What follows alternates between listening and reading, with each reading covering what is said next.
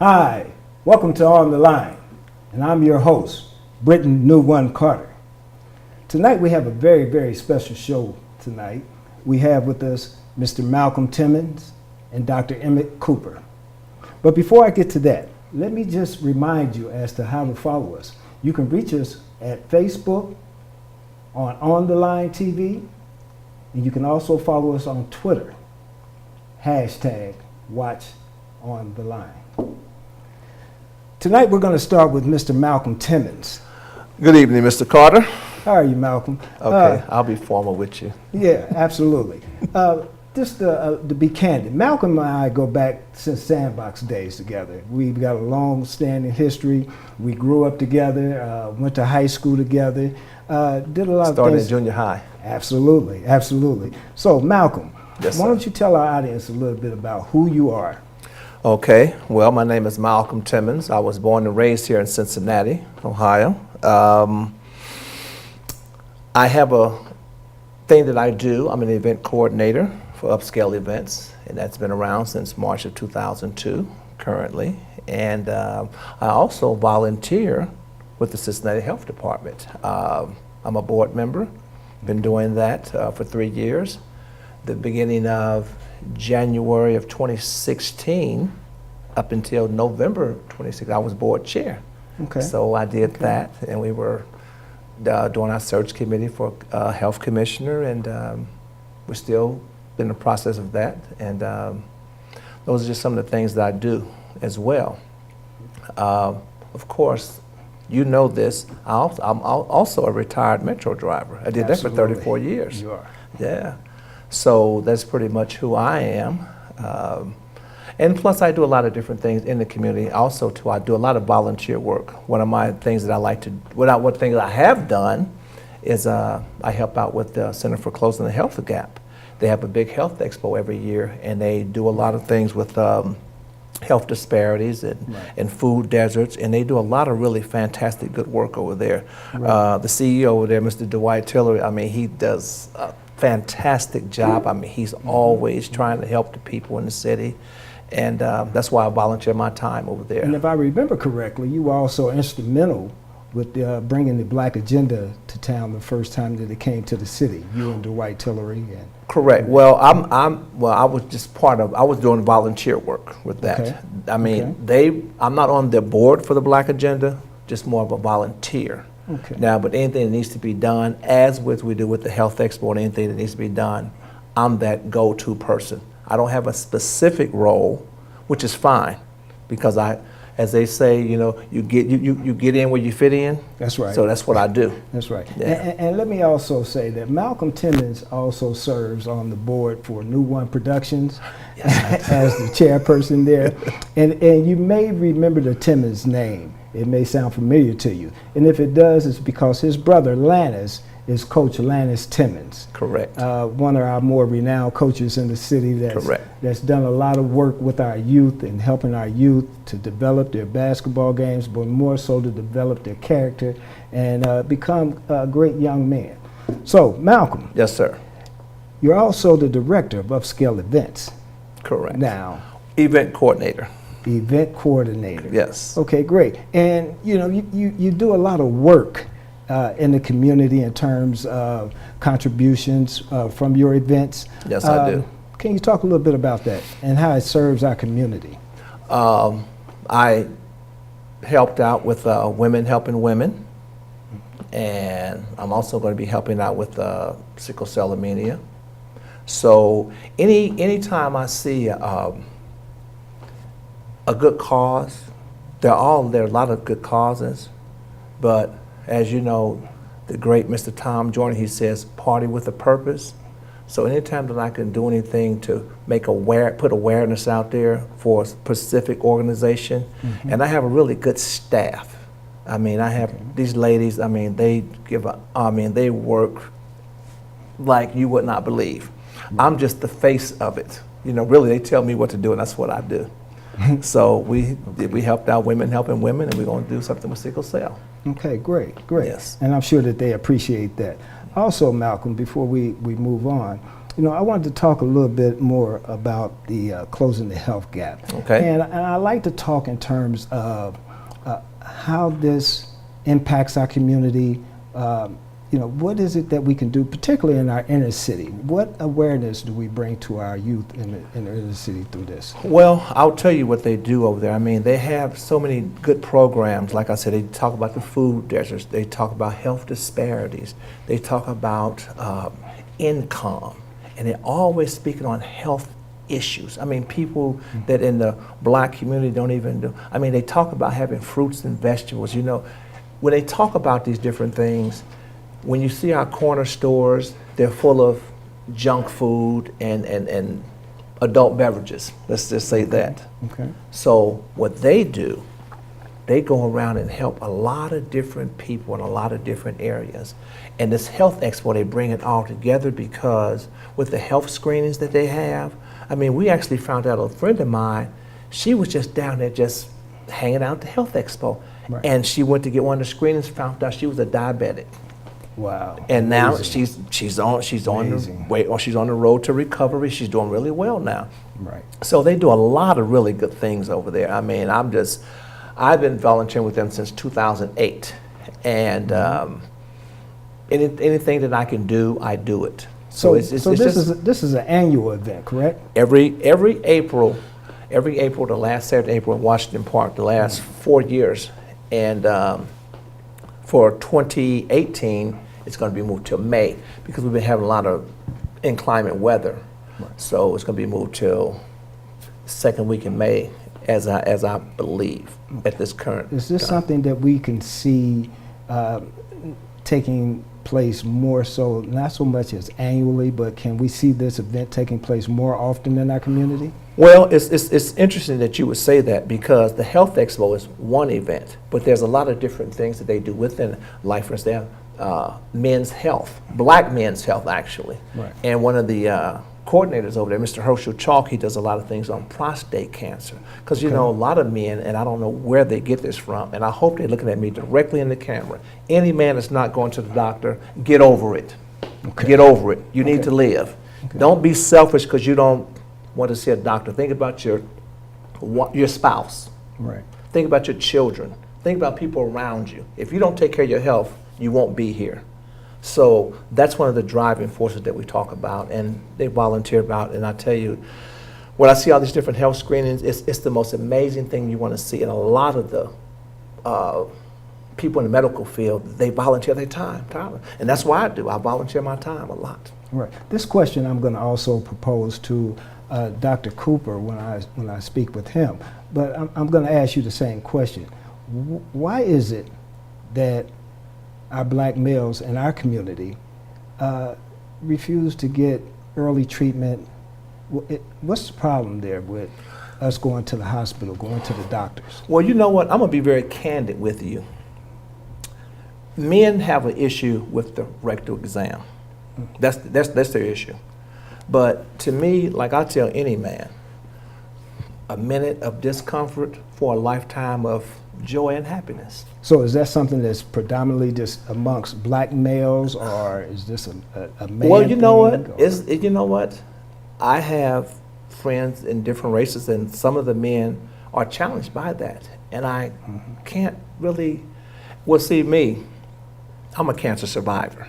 See, Okay. I don't know if I ever told you about that, but in February of 1989, I was diagnosed with testicular cancer. Wow. And once I went through that and had to get my radiation treatments, and I came through that with the grace of God, of course, and being diligent and listening to my doctors. Because the long-standing joke that I tell people, I said, these doctors did not get these degrees because they have a charming personality. It's because they know what they're doing. Now, So be you careful if follow I was you. Dr. Cooper's here. I know he knows. I know he knows. He knows what to do. Okay. So, that's my history. And so, Right. with me, with my life being saved like that, it's like Right. I can preach the gospel on this. I don't need a script in front of me. I can just tell you, write out what you need to do. Because, if you don't save your life, you know what the alternative is.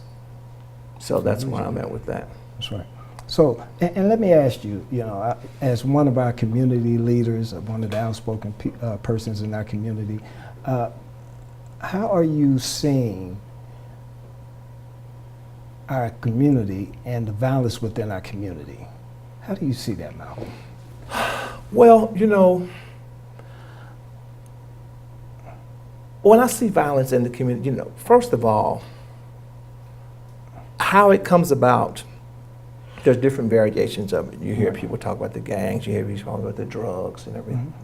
So that's how I believe it stays going, because I've never been that mad at anyone that I want to shoot you. I've never been that mad. And how do we bring it to a halt? Some people say jobs. Some people talk about different events for the youth, give them something to do. But I think with anything, education is key. Education, information. And I like to disseminate it where the average person can just get it. Right. They can get it. I don't talk over their head. I talk to, because as a metro driver for years, I had to do a lot of that. And the 34 years I was there, never had a fight on the bus, never. I mean, actually, one time the holidays came on, I would get gift bags full of things because I can meet you where you're at. Right. So it doesn't matter, and I was just able to touch a lot of people. Okay. Real quick, Malcolm. Yes, sir. Why don't you tell us about the event that's coming up real quickly? We got about a minute. Okay. And very fast. Okay. Very fast. June 3rd. My production company, it's my birthday. This is my milestone. Okay. Actually, my birthday is June the 15th, but we're having this boat ride June the 3rd from 6 p.m. to 8 p.m. We have a free buffet. And then at 8:30 we board, and then we cruise from 9 p.m. to midnight. That's the first event. The second event is July 8th, the White Affair. And we do that at the Sharonville Convention Center. But what I want to do, because when people hear this, they'll just hear it, but I want them to go to my website and you spell out the word 35andover.com. Okay. 35andover.com.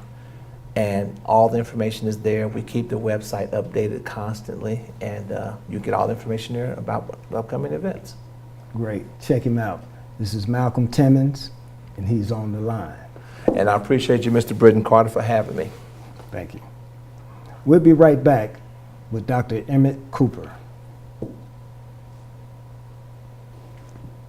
Welcome back to On the Line, and I'm still your host, Britton NewOne Carter.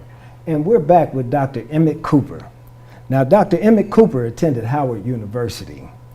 He became the first student, African American, the first student to obtain a PhD and an MD all at the same time. Dr. Cooper has also been a pathfinder in the field of chemical dependency and also in psychiatry. Dr. Cooper, welcome to the show. Thank you very much for inviting me, Britton. It's great to have you here. Now, Dr. Cooper, I'm going to ask you, who is Dr. Cooper? Now, we read about Dr. Emmet Cooper, but who's really Emmet Cooper? Who is this guy that came to our town and took it by storm?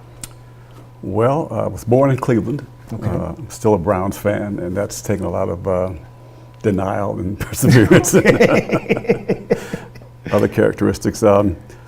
I went to medical school during the 70s, and when I graduated, I felt I wanted to provide services to that segment of the population who didn't have a lot of options. And so I wanted to ensure that they had the same quality of care as those individuals who had more options. And so that's been the driving force behind the things I've done. I want to make sure that the indigent and the disadvantaged have the same quality of care as those who are more well-to-do. So I've worked in every phase of mental health and substance abuse. I've worked at University Hospital for years, at the old Lewis Center, Longview. I've worked at sexual predators programs. I've testified in court probably 1,500 times over the years. I've run methadone programs, Suboxone programs. I was about to ride off into the sunset about 2 or 3 years ago. I felt as though I had done what I set out to do. And I realized there was one thing that was still undone, and that was to try to provide an integrated healthcare service to that same population, or any population that needs it. I became aware that many of my clients would come to me for psychiatric care, they would go somewhere else for medical care, somewhere else for substance abuse. And so I wanted to put together a program where they could be treated holistically and receive all the care they needed under one roof. And so I spoke to some like-minded physicians and nurse practitioners and counselors, and we put together the health experiences to provide that type of treatment. And we became fully operational about a year ago.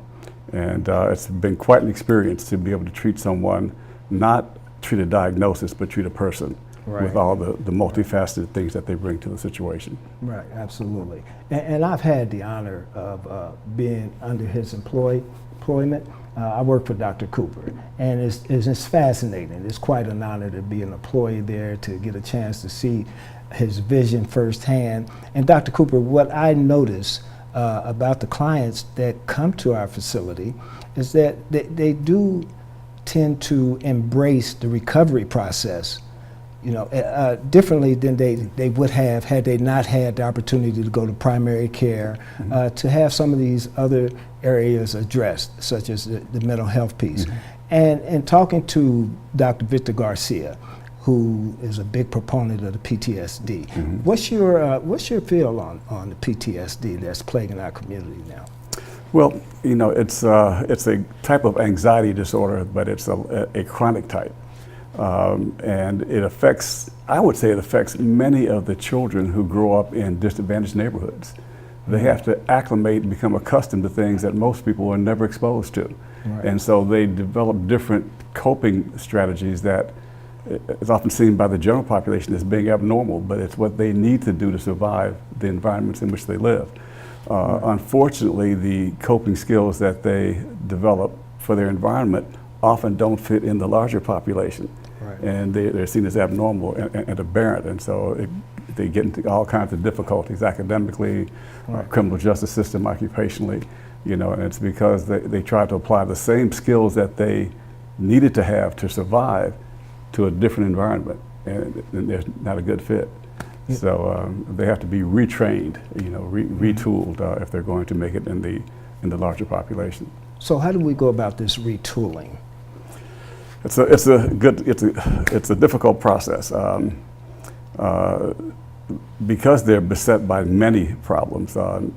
They typically have the fewest resources. If you look at someone who's well-to-do, they send their kids to all the best schools, they give them counseling, they have all kinds of supports, all kinds of role models, and yet some of them don't make it.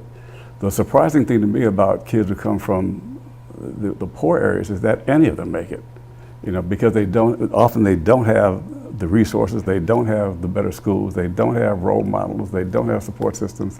I have a guy that we admitted the other day, and I was talking to him, and he seemed like a decent guy. He was about 40 years old, and I got a little bit of his history, and he said, Doc, I went to Woodward High School.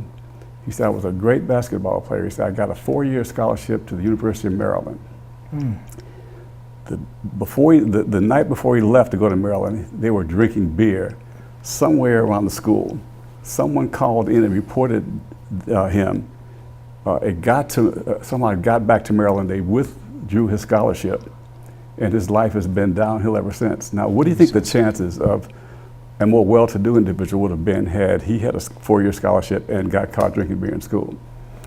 He'd have lawyered up and it had disappeared. Absolutely. He would have had his 4-year scholarship and we'd be reading about him. Right. But this guy is now just an also-ran trying to make it. Right. No education, no job, got involved in the criminal justice system. Right. And you see that kind of story, repeatedly. Right, absolutely. And I know all too well firsthand. That sounded like my story as you were telling it. I'm a product of Woodward High School, and I'm also a product of that unbalancing within the justice system, And oftentimes, you know, what I find is that we're misdiagnosed. And I think that's what you were indicating, is that many times we go in, we're misdiagnosed, the mental illness is missed, you know, because this is their normality. Yeah. Well, not only misdiagnosed, but mishandled. You know, the response to what he did was so disproportionate, you know, to what it should have been. That could have been a learning experience for him. You know, he could have been given whatever intervention needed to be given, sent off to a 4-year ride. Absolutely. You know, played ball, maybe went to the NBA, but at least had a 4-year education. Right, right. And instead, you know, this is what happens. Now, I've seen, you know, kids from better backgrounds, they get into trouble, they call me, they get them in to see me, I write a note to the court, you know, the court slaps their wrist, they're back to whatever they were doing. But many of the other poorer kids don't have that opportunity. They make one mistake and they pay for it disproportionately. If you think back in the 80s when crack was a big deal, that's when all these 3 strikes and you're out and minimum sentences came about. Now that heroin is a big deal in the larger population, now it's a treatable illness. Right, exactly. Exactly. It's basically the same process, but a very different societal response to it. Absolutely. And I continue to hear that it's an epidemic now. That's the buzzword. It's an epidemic now. But it's always been an epidemic. It was an epidemic in the 60s. It was an epidemic in the early 70s. It's been an epidemic. And the disproportionate response to the heroin epidemic, how do you see that in terms of the treatment? I know that you started the methadone program at CCHB, and it's a big success. In terms of treatment in the Black community and the African American community, you know, why is it that the numbers are so disproportionate? Can you speak to that? In terms of who comes into treatment? Right. It's always been a puzzle to me, because in my entire career for 40 years in substance abuse, the vast majority of my clients have always been white. Always been white. And at my program now, we have maybe 300 people there. I have maybe 4 African Americans, the rest are white. Methadone programs always have been majority white, but when you look on TV at the criminals, you always see Black folks with their hands behind their backs. You know, well, you know, that can't be just happenstance. That can't be they just happen to catch the Black folks who are doing something. There's a different response, just like the response I mentioned to you about the guy who was a basketball player. But having said that, you know, we have to take, that's a given, and so we shouldn't be surprised anymore by that, and we shouldn't use it as an excuse to fail. You know, so I think we have to take responsibility for our situations to some extent, and try to play the hands we're dealt more effectively. If you're dealt a good hand, it'll play itself. When you're dealt a bad hand, you have to have some skills in terms of how you play it. And that often requires us coming together as a community and supporting each other. You know, you look at the Black community, and you look at the shootings that occur. You know, and it's often over trivial kinds of things. You know, it's often over they disrespected me. Well, you know, if how you feel about yourself is based on how you think someone else sees you or treats you, you're casting your fate to the wind. You're putting your life and your esteem in someone else's hands. How you feel about you should be based on, are you becoming the person that you define yourself to be, the man you want to be, the woman you want to be, the father you want to be? Have you defined yourself in ways that you can control, and your self-esteem should be built based on that, not whether or not someone else says you're all this or all that. If someone else gives you a compliment, that should be the icing on the cake. The cake should be how you see yourself. Right. You can live without the icing. Right. Now, before we go any further, I'll be remiss if I don't mention the Rosemary Deco Award. Am I pronouncing this correctly? Right. Rosemary Could you give me Deco. just a little bit about the Rosemary Deco? Yeah, Rosemary Deco was a worker at the Mental Health Board in the 70s and 80s. And she was very much into the treating the chronically mentally ill and case management, things like that. And she died prematurely, unfortunately, and the Mental Health Board gives an award each year to the mental health professional they think has done an exemplary job that year. And I've been fortunate enough to win it a couple times, including this year. So it's an honor. Like I said, it's nice to get the icing every now and then. That's right, you know? That's right, that's right. And real quickly, we got a couple of seconds here. Real quickly, I just want to know, in a sentence, what can we do as healthcare professionals and as just citizens to help rid our communities of the devastation of gun violence, of the drug violence? What can we do? Yeah, I wish I had a simple answer for that. I think it's multifaceted in terms of how it gets there, and it's going to be multifaceted in terms of how we extricate ourselves from it. But I think each of us has to try to take some responsibility on defining ourselves and trying to base what we do not on how we're feeling at the moment, but on which choice is consistent with the person we plan to be, we want to be. In life, you have no choice over whether you change. We all change every day. You do have a choice as to what you change into, and you change into what you practice. Okay. So if you practice basing your choices on how you feel, again, you kind of rolling the dice because you can't always control what goes on around you and how you're going to react to it. But if you base your choices on, is this consistent with the definition of the man or woman I want to be, then it's within your control. And I think we have to learn how to do that so that we don't get knocked off of our square by events of the moment.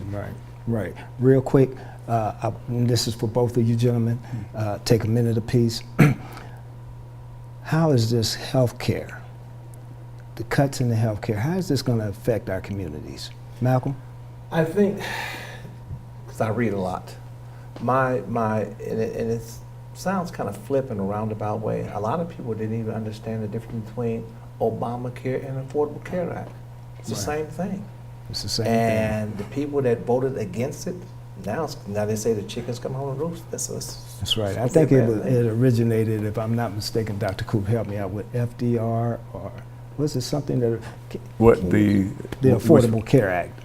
Well, Affordable Care Act actually is the same as Obamacare. They just it's a different name, and you find people who say I don't like Obamacare and I don't need it because I've got the Affordable Care Act. They're talking about the same thing. Right. But I think one thing I think we have to begin to grasp is historically people have seen their health as a passive. They play a passive role in it. You know, you don't do anything to address the issue about the prostate stuff. As long as it's working, folks don't go in for treatment. You know, if it's not broken, don't fix it. So since a lot of times prostate cancer or other cancers may not be symptomatic, you wait until you see blood or a lump or something before you go in. You know, but I think in today's world, there's an appreciation that we have to be more active, take a more active role in our own treatment. We have to try to maintain our health and early detection and early intervention. And that, you know, it's not just going to the doctor and taking a pill. If you have high blood pressure, you don't just take the pill. You exercise, you lose weight, you do a number of things that help maintain health. That's right. Thanks a lot, Dr. Emmet Cooper. Thanks a lot to you, Mr. Malcolm Timmons. Thank you for having me. I want to remind you that you can see us on Facebook, on the Line TV show, and you can also follow us on Twitter at #WatchOnTheLine. This has been your host, Britton NewOne Carter, and this is On the Line. Thank you.